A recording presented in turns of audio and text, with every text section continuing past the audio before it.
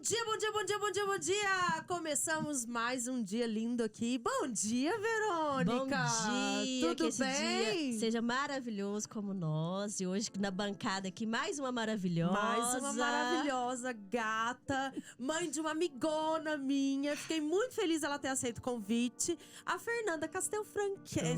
Falei correto? É Castelfranc? Corretíssimo, é Fernanda Castelfranc. Prazer, Achei chique né? esse nome, Tudo viu? bem? Chiquérrima, né? Ela é fonoaudióloga, tá aqui com a gente, vai conversar um pouquinho só, né, Fernanda? Sobre só um a fono. Porque tem tanta coisa pra gente falar, né? Muita coisa. Então. Nossa Senhora. Fernanda, se apresenta, conta um pouquinho de sua história pra gente. Tá bom, eu sou Fernanda Castelfranc. Eu vim de Ribeirão Preto há quase 40 anos. Não, Pra já é Rio Verde. Já virou Rio Verde. Não tem jeito, adoro Rio Verde, sou Rio Verde de coração. Não volto pra lugar nenhum, pra Ribeirão, pra lugar nenhum. Fico aqui, meu lugar é aqui mesmo. Os filhos estão aqui, estão Os todos filhos, aqui também, todos né, aqui, Fernanda? netos. Isso. Então, eu sou muito feliz. Trabalho ativamente, né, na área de fono. Fui a primeira fono daqui de Rio Verde. Eu lembro. Olha Eu lá. não sei se seu escritório, seu consultório era do lado quase do lado da Deguste, não era? Exatamente. Eu lembro. Exatamente. Eu ia lanchar lá na Deguste e lembro E que tinha a vinha. Fernanda lá. Tá vendo? Mas isso a gente não fica falando do tempo também, não, né? Para, vai. gente. Vamos abafar. Então, eu sou muito apaixonada por criança. Meu pai era médico em Ribeirão Preto. E queria, por tudo, que eu fizesse medicina. Mas ele viu que a minha área era criança mesmo. Desde criança, eu era babá. Com 13 anos, eu cuidava de criança. E ele me pôs em Ribeirão Preto, na USP.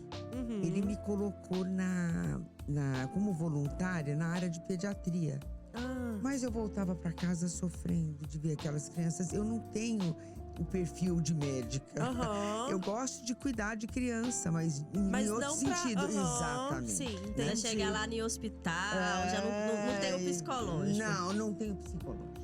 Né? E aí ele se conformou, né? E eu fiz a fonoaudiologia na PUC, em Campinas. E depois eu fiz especialização na PUC de Goiânia, né? Desculpa, o mestrado. Na PUC de Goiânia, fiz especialização na UNAERP, de Ribeirão Preto, em motricidade. E numa dessa vim pra cá em 85. Quase 40 anos mesmo. Tem mais de 40 anos, Fernanda. Não tem mais de 40 não. Tô falando errado. Vai fazer 40 anos. Desculpa, olha eu nas minhas contas aqui, péssima, né? E estou aqui em Rio Verde, muito feliz. Sempre me receberam de braços abertos. Eu trabalho com várias escolas, assim, elas confiam no trabalho de crianças, que nós vamos falar, né? Eu tô atropelando. Pode falar um pouquinho mais. Tá, então eu trabalho nas escolas, tanto na parte de fala, como na parte de alfabetização. Porque às vezes… eu tô pegando, mas tá bom. Às vezes tem crianças que não conseguem ser alfabetizadas pelo método convencional. Sim. Então elas lutam, né? Eu vejo até diretoras às vezes lutando para a criança superar aquela dificuldade. E realmente tem algumas que não conseguem. Aí o meu terceiro livro é sobre essas crianças. Então você também é escritora. Mas isso aí, ó, já nós vamos saber mais dessas histórias aí que a Fernanda tá contando. E vai falar sobre a fono, vai tirar várias dúvidas aqui pra gente. Claro. Pessoal, a gente vai pro intervalo rapidinho, mas já a gente tá de volta com mais informações pra vocês. Fiquem ligadinhos. Agora vamos voltar aqui com a doutora Fernanda, que ela tem muita coisa pra falar pra gente hoje, Vai né, ser doutora? pequeno o tempo, né? Doutora, o que é a fonoaudiologia? O que uma fonoaudióloga faz? Certo, boa pergunta, porque a fono tem um espectro muito grande de atuação. Ela trabalha com a fala, voz, leitura escrita, audição. E um dos campos que está muito também divulgado é a parte da motricidade oral, aonde a criança, por exemplo, aquele caso de deglutição atípica, que faz assim. Sim.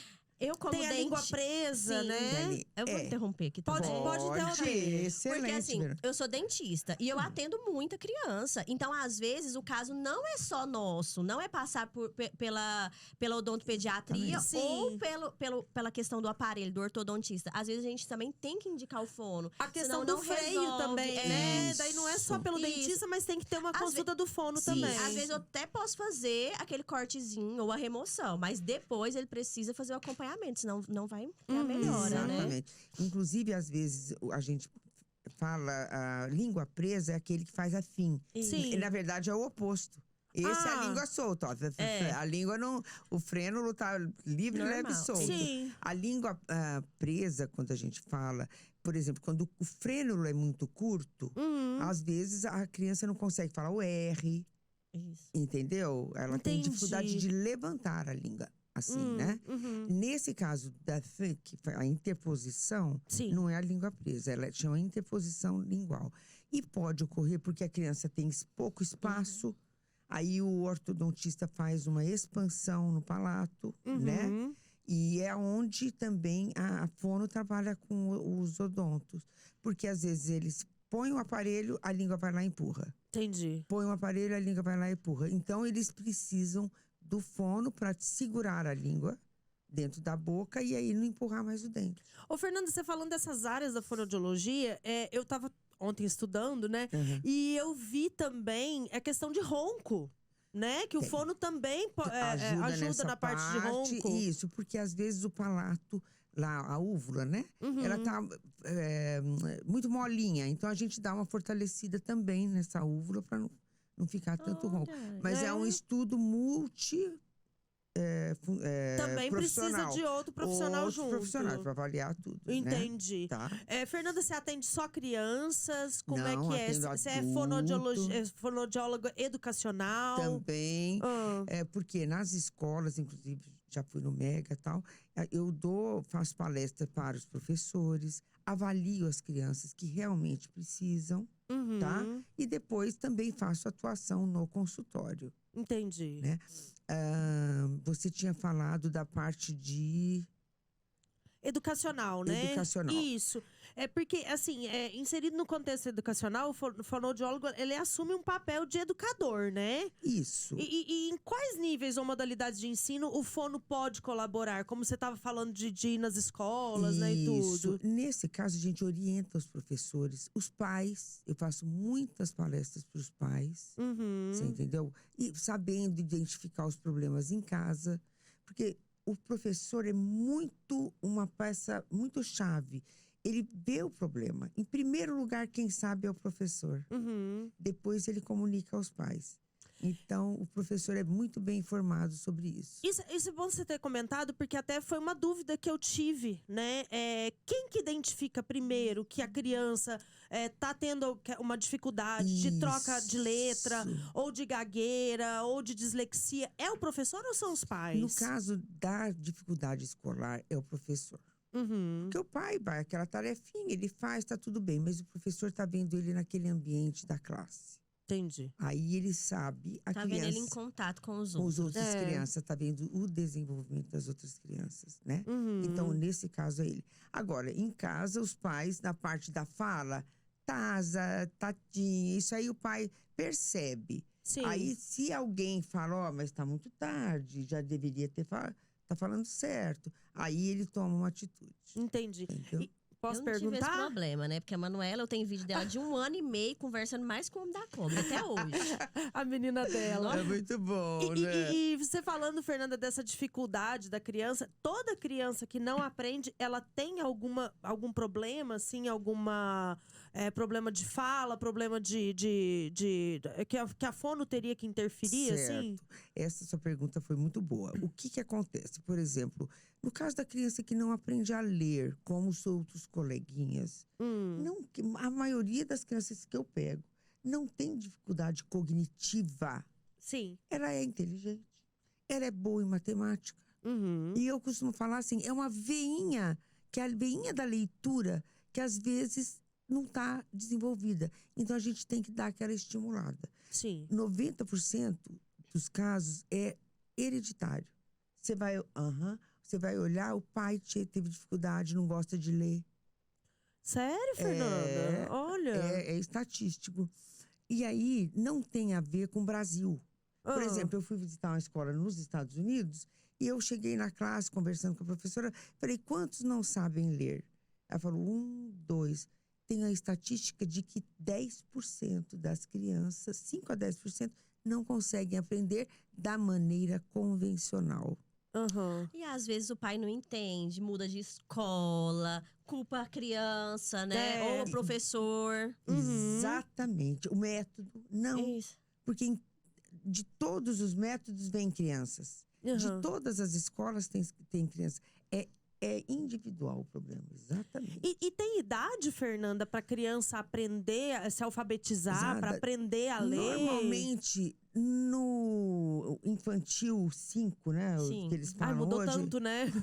Agora tem nível 1, nível 2, nível 3. Então vamos falar no antigo. No prezinho, a professora já detecta a criança que não vai com a classe.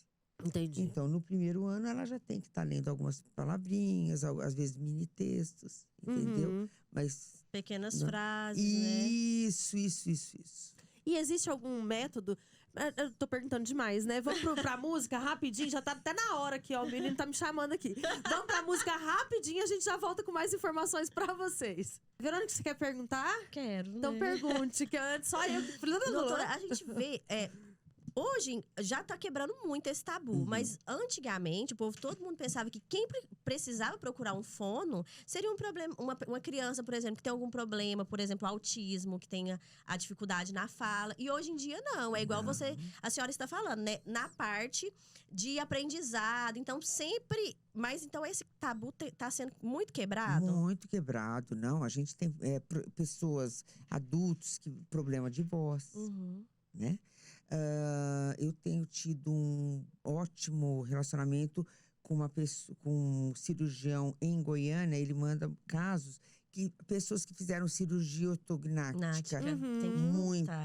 Tem que fazer a fono para recuperar os movimentos. O que mais que a gente teria? Tem casos, por exemplo, de Alzheimer, que a gente tem que estimular a linguagem para que não pare de falar, né? De ter a linguagem oral, né? Exatamente. É muito amplo. Ô, Fernanda, e pra criança, assim, quais são os problemas de linguagem oral que uma criança pode ter? Certo. Então aí nós vamos fazer o seguinte. Em idade escolar, vamos colocar lá. Bom, tem um atraso de linguagem, que hoje as crianças vão com 2 aninhos para a escola, 1 ano e meio. O atraso de linguagem. Até quando é normal a criança falar, né? Começar a falar as primeiras palavrinhas.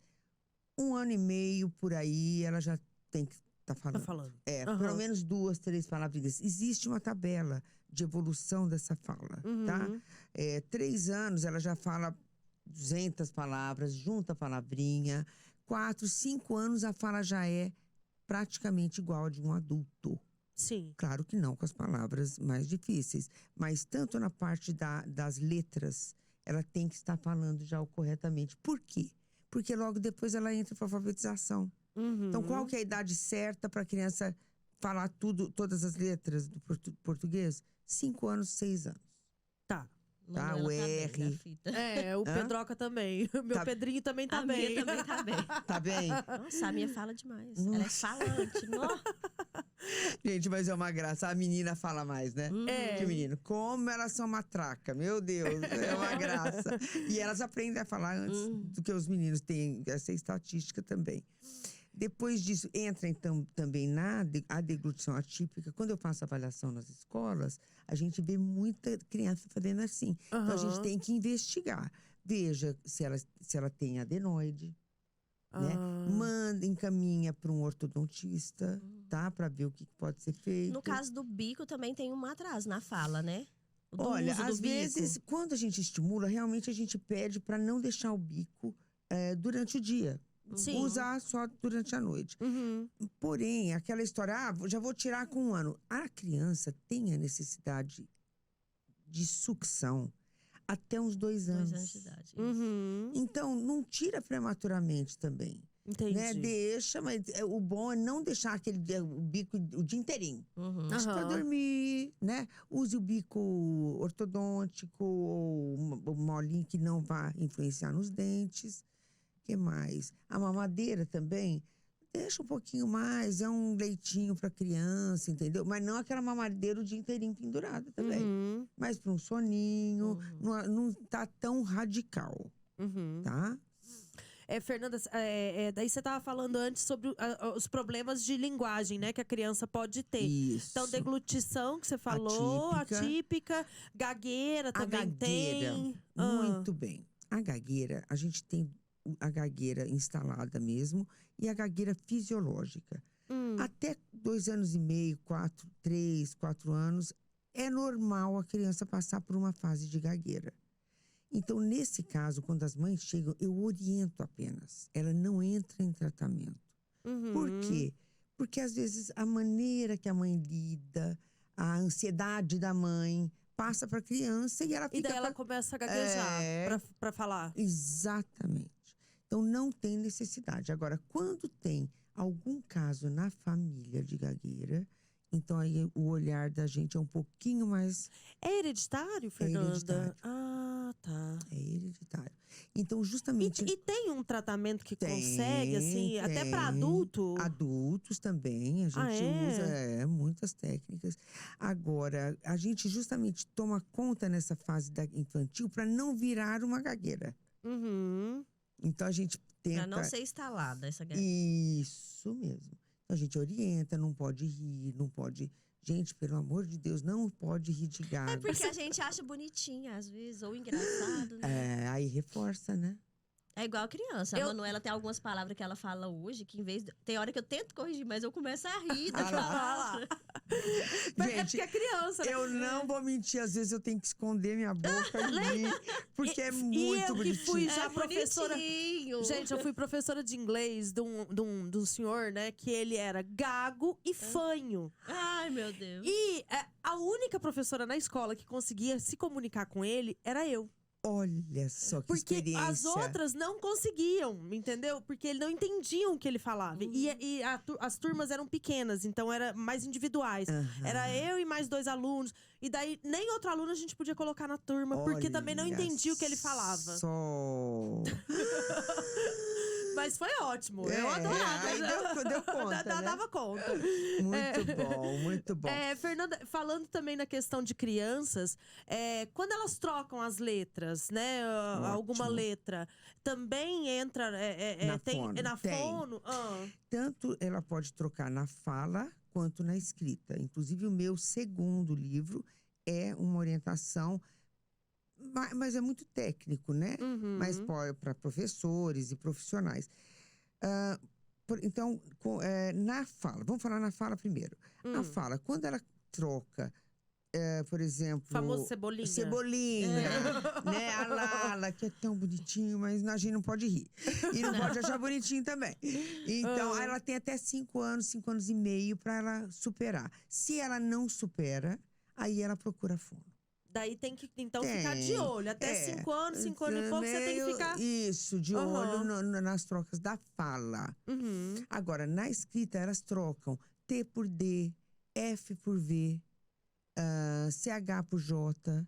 Aí também, a professora que vai detectar. Sim. Aí, até... No início da alfabetização é normal. Se isso se persiste, aí ela vai para a fono para fazer um treino específico dessas trocas. Fernanda, mas aí quando troca as letras na escrita, Pode falar. é dislexia, não? Não chega a ser dislexia. Às vezes é uma simples troca de letras. A dislexia envolve uma equipe multidisciplinar para dar esse diagnóstico. Nem a fono sozinha. Tem que ter um neuro, tem que ter psicóloga, tal, para dar esse diagnóstico, porque tem outras características dessa criança. Entendi. Tá? Espelhamento, etc. Eu ia até perguntar sobre o espelhamento também. A criança que tem problema, que espelha letras, né? Isso. Ela tem problema de lateralidade ou de é normal numa cerebral? certa... É normal na fase da aquisição. Se não passa, temos que investigar. Entendeu? Até segundo aninho, às vezes ela troca uma letrinha, é normal. Agora, um outro assunto que eu estava falando em neuro é o TDAH. Que hoje em dia Assim, mas hoje em dia explodiu explodiu. Explodiu, porque assim, muita gente não entendia, não sabe. Eu tô seguindo uma blogueira aqui de Rio Verde que ela descobriu recentemente que ela tem esse transtorno. A minha menina mesmo faz ginástica, né, artística, e ela teve campeonato esse final de semana que passou, e ela pegou e falou assim: mãe, minha colega não vai no campeonato porque ela me falou que ela tem TDAH e ela não consegue decorar os passos, né, de ginástica para fazer a competição. Tá. Então, vamos falar um pouquinho de TDAH. Uhum. Eu sou TDAH de carteirinha. Ah, é? Eu até brinquei com meus amigos, nós vamos abrir uma ONG para TDAH. O que acontece? O que é o TDAH? É um transtorno do déficit de atenção e hiperatividade. Nossa, eu sou hiperativa. Ah lá, tá vendo? O que acontece? Então, por exemplo, se eu tenho, como que eu já fui assim diagnosticada por neuro. Eu falo, mas como que eu consigo atender todas as crianças, 10, 20, e eu sei cada caso? Ela falou, porque você usa o hiperfoco. Se eu tô conversando com você aqui, às vezes eu vou viajar, fico lá viajando, ouvindo passarinho, então eu não presto atenção no que você falou. Entendi. É o déficit de atenção. Então a gente tem que se munir de estratégias para focar. Então, o TDAH tem alguns que são mais dispersos atenção, e tem outros que são hiperativos. Exatamente. Entendi. Então, não é toda criança que é dispersa que tem TDAH. Tem que passar também por uma investigação. E também não é toda criança ativa que é hiperativa. Tem que passar por uma investigação. A criança hiperativa não para, sabe? Já no consultório eu já vi vários artigos do neuropediatra, ele já percebe pela cadeira. A forma que ele se comporta. A hora que ele se comporta. Tá vendo, ouvintes? Estamos aqui aprendendo mais um pouquinho sobre essa informação, né? Importante. Ô, Fernanda, vamos voltar um pouquinho aqui e falar sobre… a gente falou sobre a dislexia, né? E eu queria saber o que é disgrafia. Muito boa. Aí, a dislexia, então, a gente estava falando que é um processo todo, que a criança espera e tal. Disgrafia e desortografia são duas palavras que a gente fica, o que é isso, o que é isso? A desortografia é quando a criança não tem uma ortografia homogênea, que ninguém entende a letra. Eu sou isso, gente. Descobri agora meu problema. Meu pai fala que é porque é letra de médico. Pronto! Aí. Essa é a desortografia. E a disgrafia é aquele caso que a criança troca P por B, T com D. Também troca trocas ortográficas, SS, C cedilha. Porque tem uma fase que é normal. Aí depois a criança vai se adaptando e vai aprendendo e tal. Tem aqueles que escrevem errado a vida inteira, aí a desortografia. Então, eu sofro. E dizem que quem lê muito escreve bem, é verdade? Exatamente. Muitas palavras, boa pergunta. Muitas palavras a gente aprende por memória. Porque não tem um porquê. Por que maçã é com C cedilha e massa 2 S? Não existe um motivo. É puramente mnemônico. Isso é verdade. Porque eu também sou professora. 1001 utilidades, bombril, né? Você viu? E eu tenho uma super dificuldade de fazer a correção automática. Às vezes eu faço a correção até pelo WhatsApp, sabe? Eu fico me corrigindo, porque às vezes a pessoa pensa que a gente tá criticando. Mas não é uma forma de crítica. É porque eu vejo aquele erro ortográfico ali, pra mim, tá gritante. Então eu não consigo. Ontem eu fiz essa observação pra uma pessoa. Eu falei assim, olha, eu não estou te corrigindo ou te criticando. Eu estou te ajudando, porque me incomoda. É muito difícil. É muito difícil, A gente vê e fica quieto. Isso. Né? O meu é automático, vai no automático. Automático. Mas aí a gente é chato, né? Quando a gente corrige alguém, a gente é chato. Não, até aí em correção de prova, né? Aí eu escrevo certo, assim. Pra eles verem que tá errado. Às vezes eles… Claro, não é uma crítica. Porque eu penso assim, em nível… Porque eu dou aula em faculdade, né? Olha. Então eu penso assim, gente, já é um nível mais elevado pra estar escrevendo a pessoa errado. tem que estar… a pessoa tem que estar apta, né, a tá Obrigatório. escrevendo bem, né? Tem. Eu acho que é uma ajuda aí que você tá fazendo, Verônica. Parabéns. Mas não é todos que pensam assim, né? Todo mundo pensa… Primeiramente, eles pensam que é uma forma de crítica. Mas eu não entendo como crítica. Porque eu faço tão automático Lógico. que às vezes eu sou mal compreendida. Mas Não. é automático. Não, mesmo no mestrado, a minha orientadora era excelente nisso aí. Ela não deixava passar também, não. Uhum. Meu pai, como professor na USP, nossa, ele não… E era italiano, hein? Entendi. Ele não admitia que o estudante Ficasse errado. universitário, obrigatório. É. E é complicado, viu? Eu que formei em Direito, fui assessora do promotor. E daí, tinha os estagiários que iam né, na nossa promotoria lá, na época. Gente, um aluno de Direito fazer uma manifestação, vocês não têm noção tanto que saía a palavra errada. Eu tive uma estagiária que ela não sabia a diferença entre e é. É do verbo ser. Juro pra você, ela fazia as manifestações e ela sempre escrevia com e. Não existia o e. E uma vez eu perguntei, eu sempre corrigia na manifestação e tal. E daí ela digitava de novo e daí, tipo assim, parecia que ficava sem entender. Na outra manifestação vinha de novo. E aí? Ela não sabia identificar.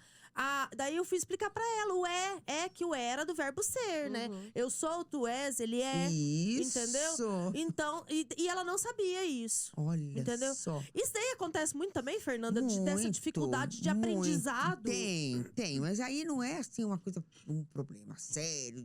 Quando existem essas dificuldades, por exemplo, a correção, eu faço a correção imediata. Uhum. E dependendo da fase da criança, eu só mostro como é. Sim. Ó, aqui tem um acentinho, esse aqui é com Z, certo? Agora, se por exemplo, ela está no 4º ano, que ela já tem que memorizar isso, aí eu dou um treino específico. Uhum. O segundo livro também tem treinos específicos para trocas ortográficas. Que a gente chama ortográficas e trocas realmente essas que são da desortografia, que são P com B, T com D. Então, a gente tem essa separação.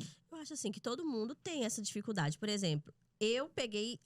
nós todas aqui, né? Agora tem a nova regra, né? Uhum. Entrou a nova regra. Então, às vezes, com essa nova regra, até eu fico um pouco A questão, você fala dos 2 R's, isso, né? Que a separação dos hífens, né? Também, que mudou. Então, quando eu fico em dúvida, até eu pesquiso antes de escrever. Claro. Então, eu acho assim, que a pessoa também tem que motivar. É difícil. Agora, um caso muito interessante, em Ribeirão Preto, quando eu trabalhava lá, o padre, chamava Padre Borini, já faleceu. Ele falou, Fernanda, você atende um seminarista para mim? Eu atendo, Padre Borini, pode mandar. Uhum. E seminarista é aquele padre que está estudando, né? Eu já tinha acho que 30 anos e tal. Aí eu conversando com ele, eu falei, deixa eu ver o que é o problema, né? Eu falava, gente, mas a fala dele é perfeita. O que será, né? Falei, o senhor faz uma redação para mim, por favor, tal, conta para mim como é o seu dia a dia. Não sabia escrever. A hora que veio, trocava tudo. P com B, igreja, escrevi igreja. G com Q. G com Q, o SZ também. A hora que eu olhei, eu falei, tá bom. Mas aí eu comecei a atendê-lo, mesmo já adulto. Uhum. Depois a escrita dele ficou clara. Porque então tem tratamento para adulto também, né, Fernanda? Não só para criança. Não. Tem muitas mães que falam, eu também troco. Aí eu falo, então faz o treininho que eu tô dando para ele, faz também você. E elas adoram. Fernanda, eu tava também lendo a questão do desordem do processamento auditivo. Certo, DPA. existe. Na hora que eu vi DPA, eu lembrei do seriado do Gloob, Detetives do Prédio Azul. Eu falei, gente, DPA. Tá, até eu tenho aqui. E o que é o esse? sistema, o processamento auditivo é o sistema auditivo que capta, analisa e interpreta o som. Uhum. Não é só escutar ou não escutar. Você escuta, mas às vezes escuta faltando alguns itens. Sim. Então, esse tratamento também existe. tem que ter uma investigação para saber se a criança tem dificuldade de localização do som, de interpretação, de reconhecimento. Então, é aí. Se ela tem essa dificuldade, ela vai ter outras dificuldades também que vão decorrer desse processamento auditivo alterado. E posso fazer mais uma pergunta, Pode. Verônica? Já fazendo, né?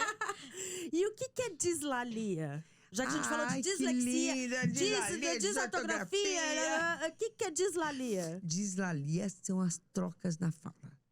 Se ele fala gato, ele fala dato. É a troca na fala comum, simples. Sim, sim. O alala, arara. É assim que fala, que é chamada dislalia. Entendi. Minha mãe tem um pouco. É. Ela troca muito o L pelo R. Aí, às vezes, eu fico rindo, sabe? Aí ela fala, Pronta. para, Verônica. Ela vai querer te Pronta. matar se ela estiver escutando o programa, hein? Aí ela fala assim, ai, é porque eu tinha a língua presa, sua avó não me levou. Ela fala Ai, que bonitinho.